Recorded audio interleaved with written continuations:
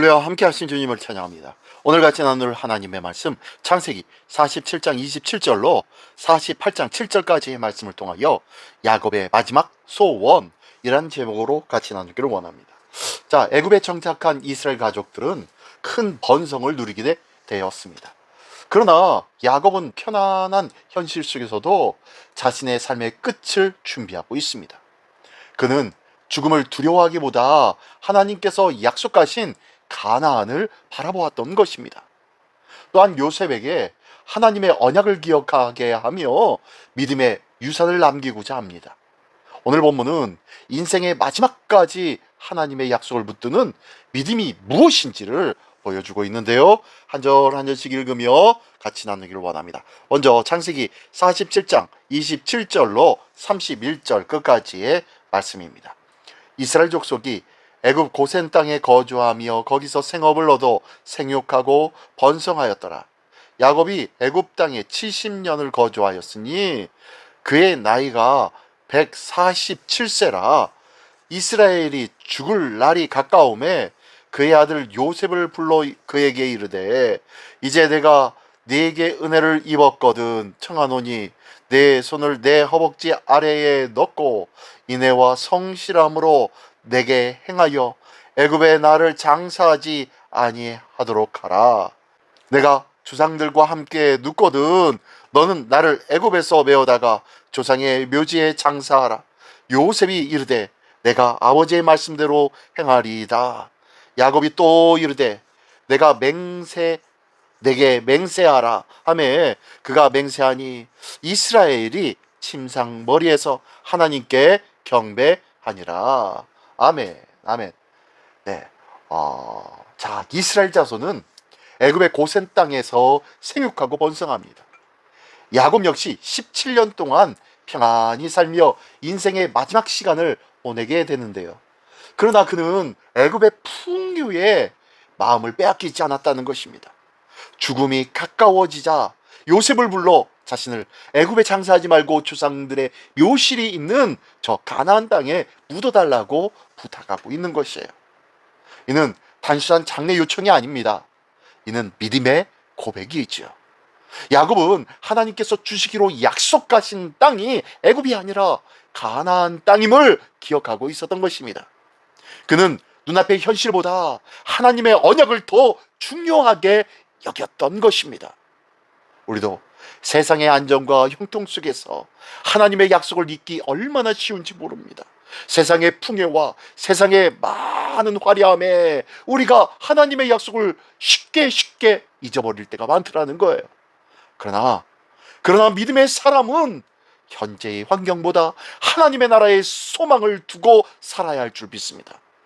마지막 순간까지 하나님께 시선을 두는 참된 믿음의 삶을 살아낸 우리 모두가 되시기를 예수님의 이름으로 축원합니다. 네, 계속해서 이제 48장 1절부터 6절까지의 7절까지의 말씀입니다. 이 일 후에 어떤 사람이 요셉에게 말하기를 내 아버지가 병들었다 하므로 그가 곧 두 아들 므낫세와 에브라임과 함께 이르니 어떤 사람이 야곱에게 말하되 네 아들 요셉이 내게 왔다 하매 이스라엘이 힘을 내어 침상에 앉아 요셉에게 이르되 이전에 가나안 땅 루스에서 전능하신 하나님이 내게 나타나사 복을 주시며 내게 이르시되 내가 너로 생육하고 번성하게 하여 내게서 많은 백성이 나게 하고 내가 이 땅을 내 후손에게 주어 영원한 소유가 되게 하리라 하셨느니라.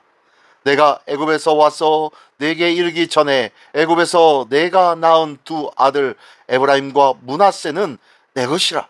루벤과 시므온처럼 내 것이 될 것이요 이들 후에 내 수생은 네 것이 될 것이며 그들의 유산은 그들의 형의 이름으로 함께 받으리라. 내게 대하여는 내가 이전에 밧단에서 올 때에 라헬이 나를 따르는 도중 가나안 땅에서 죽었는데 그곳은 에브랏까지 길이 아직도 먼 곳이라. 내가 거기서 그를 에브랏길에 장사하였느니라. 에브랏은 곧 베들레헴이라. 아멘, 아멘. 네, 이제 병든 야곱에게 요셉이 찾아오자 야곱은 힘을 내어 침상에 앉습니다. 그리고 자신에게 나타나셨던 하나님을 기억하며 베델의 약속을 다시 선포하는 것입니다. 하나님께서는 그에게 생육하고 번성하게 하시며 그 땅을 영원한 기업으로 주시겠다고 말씀하셨지요. 야곱은 자신의 삶을 돌아보며 모든 것이 하나님의 은혜였음을 또한 고백합니다. 특히 라헬의 죽음을 언급하는 장면에는 그의 깊은 아픔이 담겨져 있음을 볼 수 있습니다. 그럼에도 불구하고 그는 상처와 눈물 속에서도 하나님의 언약을 놓지 않았다는 것입니다. 우리 역시 연약함과 아픔 가운데 살아갈 수밖에 없는 이 땅의 삶 아닙니까? 그러나 하나님은 우리의 상처보다 크신 분이신 줄 믿으시기 바랍니다. 인생의 아픔 속에서도 하나님의 약속을 기억할 때야 비로소 우리의 믿음은 더욱 견고해질 수 있다는 것을 믿으시기 바랍니다. 자, 오늘 야곱은 죽음을 앞두고도 애굽의 풍요가 아니라 하나님의 약속의 땅을 바라보았습니다. 또한 자신의 연약함과 아픔 속에서도 하나님의 언약을 붙들었음을 꼭 기억하기를 원합니다. 믿음은 형편이 좋을 때만 하나님을 따르는 것이 아니라 인생의 마지막 순간까지도 그 어떤 상황과 형편이 있을지라도 하나님의 약속만을 늘 신뢰하는 것, 이것이 좋은 믿음이 아니겠습니까? 오늘 우리도 현실보다 하나님의 약속을 더 바라보며 살아가야 할 줄 믿습니다.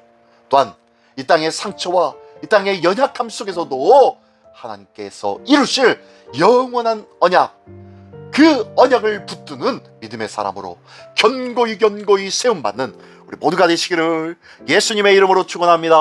기도하겠습니다. 전능하신 주님, 감사를 드립니다.